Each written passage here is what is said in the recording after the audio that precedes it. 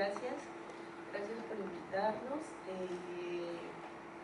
ustedes pueden ver, don Fernando nos está acompañando a mí y la verdad es que en esta ponencia nos da mucha alegría que haya aceptado esta invitación. Durante mucho tiempo habíamos estado tratando de, bueno, yo había tratado de aparecer o de tener la oportunidad de compartir en diferentes lugares el espacio para las presentaciones con las familias de personas desaparecidas,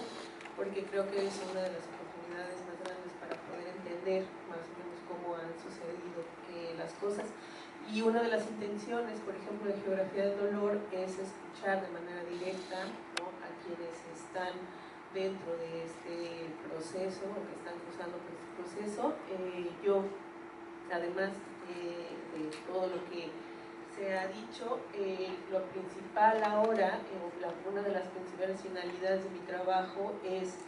hacer investigación. Estuve trabajando como fotógrafa staff de muchos años para Milenio, tuve la oportunidad de viajar por varios lugares desde la Ciudad de México. Yo tengo mi base en la Ciudad de México y tuve la oportunidad de viajar a varios lugares o estados,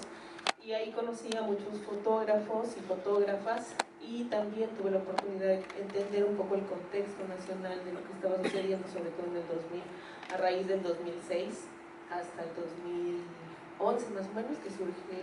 la caravana con el asesinato del Movimiento por la Paz,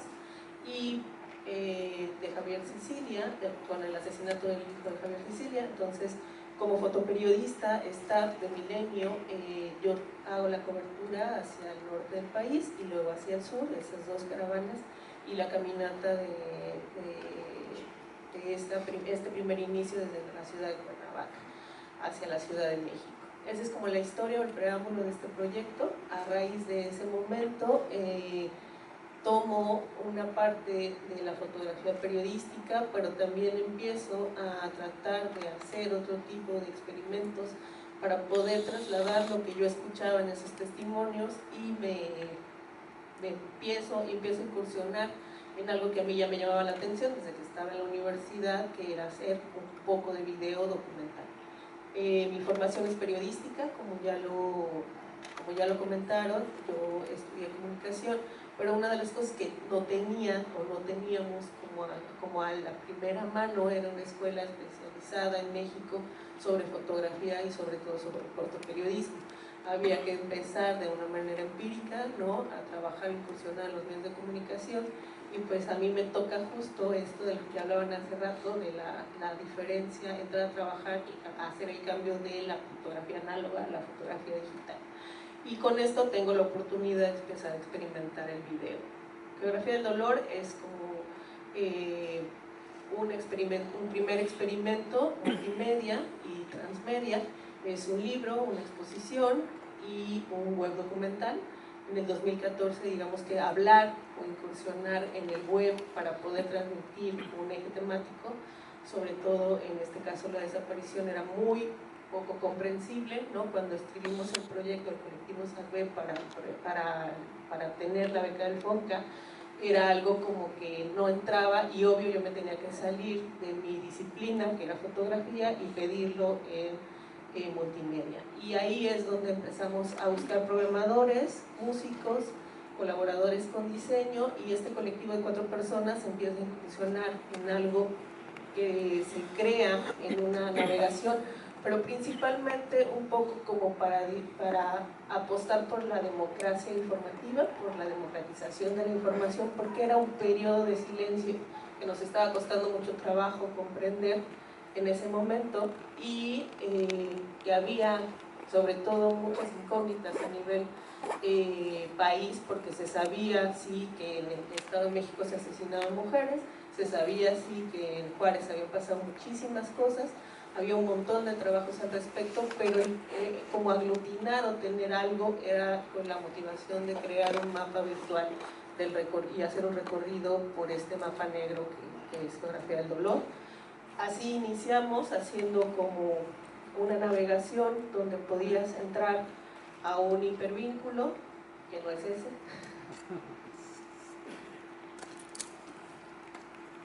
entras a una página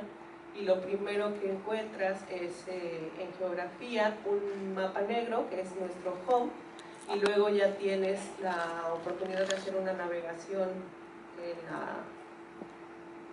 Bueno, está fallando un poquito el internet. Y el primer conflicto que encontramos fue, por ejemplo, poder navegar o hacer una navegación fácil con un internet en nuestro país era muy difícil. También tener la oportunidad de hacer alianzas con programadores y diseñadores para que este proyecto multimedia no se volviera un discurso nada más de fotógrafos, sino una colectividad o un trabajo donde el ingrediente de cada uno del equipo pudiese hacer lo que sabía, ¿no?, en cada una de sus disciplinas. Y entonces así es como este proyecto empieza a salir. Lo que hacemos es hacer justo este tipo de historias, son 10 historias que ustedes pueden hacer el recorrido. Después ya pueden entrar a un home que está, a un hipervínculo donde está la historia de cada uno de estas personas que nos apoyaron a dar su testimonio. Y todo inició con unas postales que yo les pedía que me escribieran en esta cobertura fotográfica que hice en la caravana y que seguí haciendo y recolectando hasta tener alrededor de 38 o 42 postales, entre cartas y postales, en donde las familias me escribían qué había sucedido en el remitente de las postales, lo que había pasado. Básicamente lo que me di cuenta es que era necesario entrar a un discurso de crear una narración donde esta persona, de los familiares, empezaron a platicar con nosotros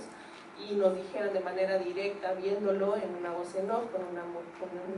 digamos, un diseño sonoro, para que tuviera un poco un tratamiento hacia el auditorio bastante delicado, porque sabíamos que era muy doloroso conversar sobre esto. Entonces, así es como nosotros empezamos con geografía. Después empiezo un segundo proyecto que se llama Cadena de Mando, que es sobre una investigación con Pablo Ferri y Daniel Larrea sobre la ejecución extrajudicial, sobre todo por parte del ejército mexicano. Y entonces, al integrarme yo, dejar el staff en Milenio, empiezo a trabajar en este proyecto multimedia de investigación en fondo,